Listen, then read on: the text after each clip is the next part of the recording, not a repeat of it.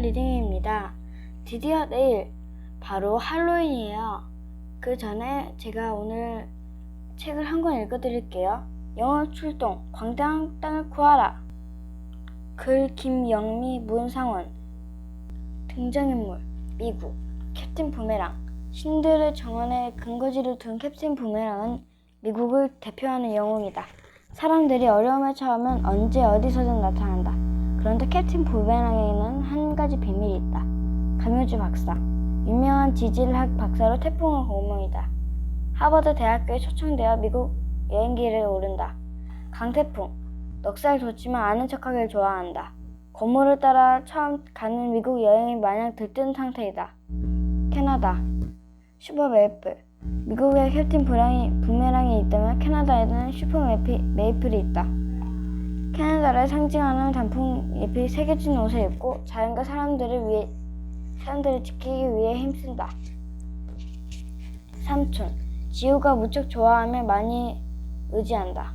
그림 실력이 뛰어나서 어릴 적 지우가 곤충을 관찰할 때 그 모습을 그림으로 그리곤 했다. 윤지호, 겁이 많고 소심하지만 과학을 좋아하고 자연을 사랑한다. 자연을 지키는 과학자가 되길 꿈꾼다.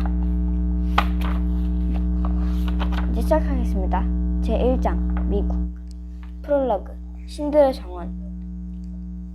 흩어진 먼지들이 모였다. 그것은 작고도 작은 세상이었다. 그곳에 속한 인간들은 더 작은 존재였지만 인간들은 자신들이 세상을 지배하려고 통제하려고 했다. 자연까지도 자신들의 뜻대로 제어하려고 했다. 자신들의 능력과 개발한다면서 쉽고 편리한 세계를 만들 수 있을 것이라고 생각했다. 하지만 그것은 인간의 오만과 착각이었다. 시속 250km가 넘는 강풍과 억수 같은 비가 육지를 강타한다. 해수면이 상승하고 9m 높이의 파도가 밀려들면서 주변 지역수 킬로미터가 물에 잠긴다. 건물은 무너지고 다리는 붕괴되며 나무는 뿌리채 뽑힌다. 제때 대비하지 못하고 엄청난 수의 사망자가 발생한다. 허리케인은 가장 치명적이고 파괴적인 자연의 힘 중 하나이다. 당장 대피시켜야 해. 이건 세계의 폭풍이야. 캡틴 부메랑이 말에 있던 영웅들이 동감한다는 뜻으로 고개를 끄덕였다. 2005년 8월 마지막 주 북대서양에서 발생한 강력한 허리케인이 미국 뉴올리언스를 강타했다. 즉시 대피 명령이 내려졌고 200만 명에 달하는 사람들이 대피해야만 했다. 이것은 미국 역사상 손꼽히는 대규모 대피였다. 그런데 이번에 허리케인이 또다시 미국을 강타할 것이라는 보도가 나왔다. 참사와 기억은 여전히 생생했고 사람들을 구하려면 신속히 대처해야 했다. 미국 중부에는 옥수수 주라는 별명으로 불리는 아이오와주가 있다. 옥수수 밭이 끝없이 펼쳐지는 곳에 지나면 지대가 조금씩 높아지면서 완만한 오르막길을 따라 콜로라도주에 이르게 되는데 콜로라도주는 아메리카 대륙에서 가장 높은 산맥인 로키 산맥이 자락에 자리하고 있다.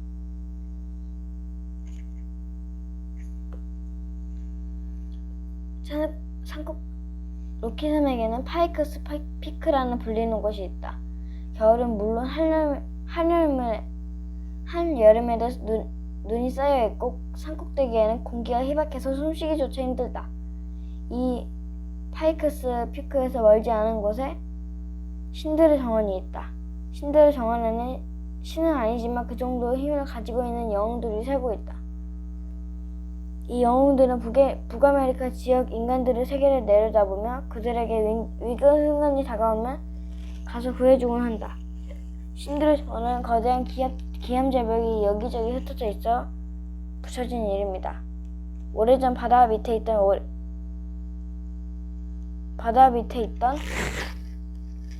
모래바위가 융기한 뒤 풍화작용이 일어나 기묘한 형상이 되었는데 사람들은 거인 아이들이 뒤뜰에서 지능을 가지고 놀다가 그대로 둔 채 떠나버린 모습이라며 신들의 정원이라고 불렸다.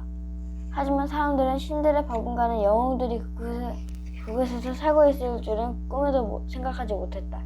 제1장 카리브해 섬들은 쑥대밭으로 만들었던 괴물 허리케인이 미국 플로리다주에 상륙했습니다. 200만 명이 넘는 가구가 정장이 되었고 플로리다 인구 3분의 1이 대피했습니다. 취재 기자 나와주세요. 미국 플로리다주 남동부 해안 도시 마이애미 폭우로 잠긴 거리가 하천을 방불케 합니다. 주민들은 몸을 가누지 못합니다. 일부 주민들은 안전지대를 대피했지만 두려운 마음으로 여전합니다. 텔레비전에는 온통 물에 잠긴 도시가 나오고 있었다. 저는 다른 폭풍과 허리케인이 왔을 때에도 여기에 있었습니다. 그러나 이번 허리케인은 그때와는 전혀 다릅니다. 곧이어 사람들은 인터뷰가 이어졌다. 태풍에는 텔레비전에서 나오는 소식을 듣다가 다른 곳으로 채널을 돌렸다. 하지만 다른 채널도 내용은 비슷했다. 25일 플로리다의 허리케인이 또 한 차례 불어닥쳤습니다. 이번 허리케인은 2017년 초대형 허리케인 어마가 플로리다주 남쪽 키웨스트에 상륙한 모습과 똑같은 현상을 보이고 있습니다. 이 허리케인은 쿠바를 거치며 한때 3등급까지 약해지기도 했는데요. 플로리다 남쪽 바다를 거치면서 다시 4등급으로 강력해졌습니다. 뉴스에서는 허리케인에 대한 보도가 계속되고 있었다. 태풍에는 미국 플로리다주를 집어삼킬 것만 같은 허리케인을 보며 다음 주에 예정되어 있는 미국 여행을 제대로 할 수 있을지 걱정이었다. 처음 하게 된 미국 여행이었다. 사실 해외에 나가는 것 자체가 처음이었다. 비행기도 처음 타는 것이고 말이다.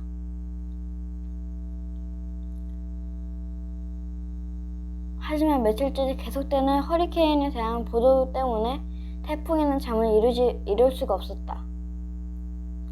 강풍으로 교통사고가 발생해 2명이 숨졌고 대형 크레인에 건설 중인 고층 건물을 덮치는 사고가 발생하기도 했습니다. 지금까지 200만 가구가 정전되었는데 특히 마이애미 데이드 카운티는 전체 가구의 75%가 정전되어 암흑에 흡사했습니다. 교수인 강효주 박사가 미국 하버드 대학의 초청 강연이 있어서 미국 여행길에 오른다고 했다. 그 소식을 듣고 강효주 박사의 하나뿐인 조카 태풍이는 고모를 몇 날 며칠 졸라댔다. 고모, 이번엔 나 좀 데리고 가면 안 돼? 고모 혼자 가면 심심하잖아. 며칠을 졸졸 쫓아다니며 졸은 끝에 가서 절대 말썽 부리지 않겠다는 약속을 하고서야 미국 여행을 함께하는 것을 허락받았다. 그런데 지금 미국 허리케인이 기승을 부린다니 태풍이는 실망감이 이루 말할 수가 없었다. 지금도 텔레비전에는 대피 행렬이 이어지고 있었다. 강제 대피령이 내려졌다는 보도가 나온 뒤였다. 대피하는 차량이 줄을 이으면서 도시 곳곳의 주유소들은 기름이 동난 지 오래였다. 일부 도시는 주민들이 모두 빠져나가고 상점 대부분이 문을 닫아 마치 유령 도시를 방불케 했다. 태풍이는 고모와 가는 곳이 미국 어디인지 정확히 알 수 없었지만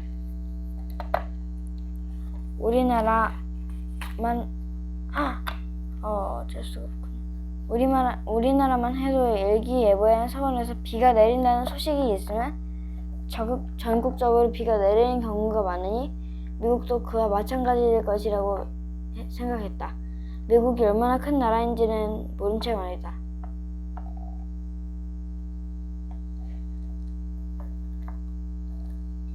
하이, 미국에 대해서 알려줄게. 미국, 정식 이름은 아메리카 합중국이며 약칭은 USA로 알래스카와 하와이 비롯한 50개의 주와 하나의 특별구 워싱턴 DC로 이루어져 있다. 미국은 영국의 식민지였으나 1776년에 독립했다. 오늘날 미국의 영토는 영국 식민지였던 동부 13개 주가 모체이고 그 밖에 아메리카 대륙 원주민 프랑스, 에스파냐, 멕시코, 러시아 등에게서 전쟁을 통해 빼앗거나 사들인 것으로 이루어져 있다. 미국은 세계 1위의 경제력과 군사력을 가진 강대국이지만 독립하는 날로 따지면 약 240년의 역사를 가진 신생국이라고 할 수 있다. 미국 국기. 미국 국기는 성족의 별이 박힌 깃발인데 미국을 구성하는 주의 수만큼 별이 있어서 주가 증가할 때마다 별의 개수가 늘어났다. 성조기는 현재까지 26번이나 변경되었는데 가장 최근에 변경된 것은 하와이주가 승격하였을 때였다. 현재 별의 수는 50개이다. 와, 정말 많이 증가했네요, 주가. 미국의 기후. 미국은 지형의 배치, 바다나 해류의 영향, 바람 등에 따라 지역별로 기후가 다양하다. 높고 험준한 로키 산맥이 바닷바람을 막아주기 때문에 내륙 쪽에는 넓은 건조 지역이 형성된다.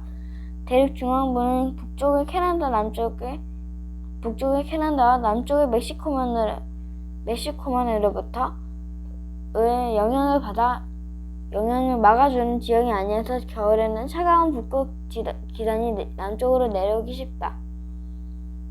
또한 오데오 슈퍼리오, 미시간호, 휴런호, 이리오, 오탈리오호, 오데오 연안에서 대륙 중앙부까지 한랭 기단이 흘러든다. 여름에는 멕시코만에서 습기를 머금은 따뜻한 열대 기단이 깊숙한 내륙 지역까지 올라가서 비를 내리게 하거나 허리케인이 몰고 온다.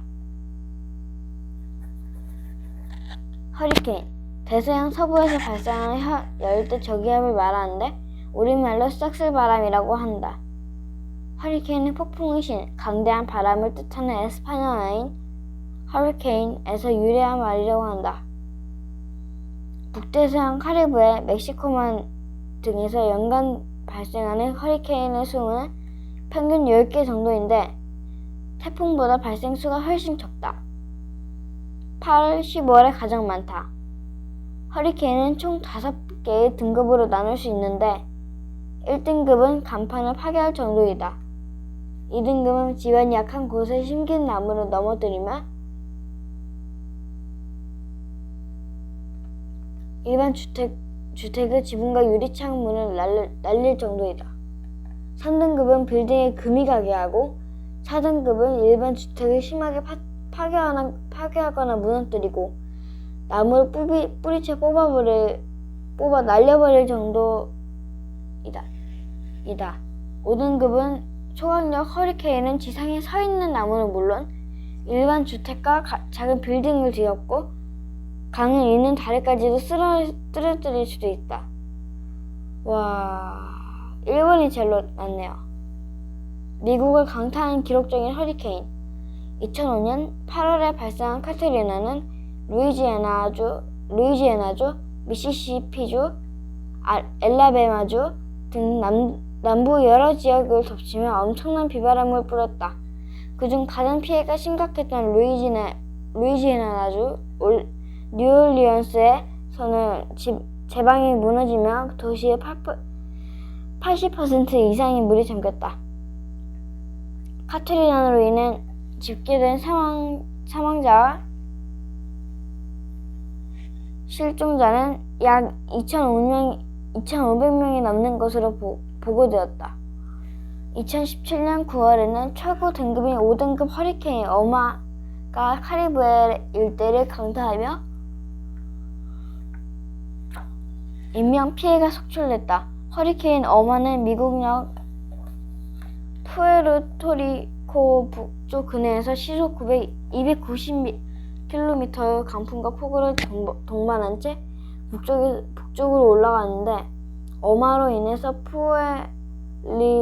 르토리코의 모든 항구와 공항이 폐쇄됐고 대규모 정전으로 100만 명 이상이 암흑 속에서 공포에 떨어야 했다. 토네이도, 바다나 넓은 평지에서 발생하면 매우 강하게 돌아가는 깔때기 모양의 회오바람이다. 중심 부분은 바람 속도가 초당 200m에 달할 정도로 강한 바람이 불어 지상의 물체를 맹렬하게 감아올린다.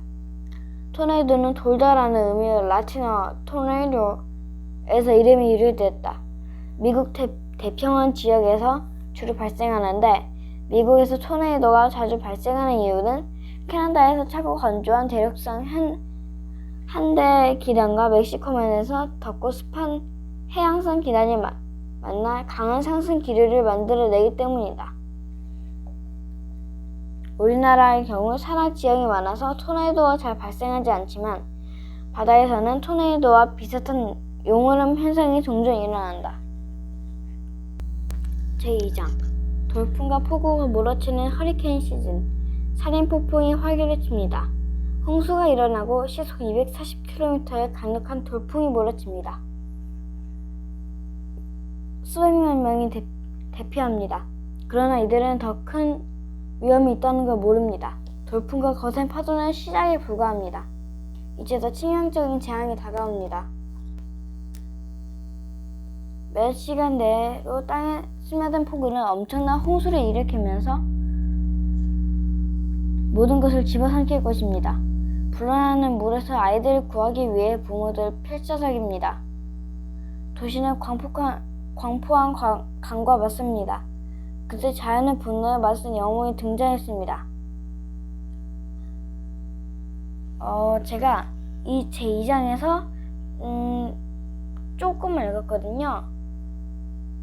대신에 여러분이 이 책을 보고 싶다라면 도서관에서 빌리거나 사서 보시면 됩니다. 자, 그럼 여기까지고요. 참! 여러분한테 하나 할 말이 있어요. 좋아요와 알림 설정은 여러분에게 좋고 구독은 저에게 좋습니다. 안녕!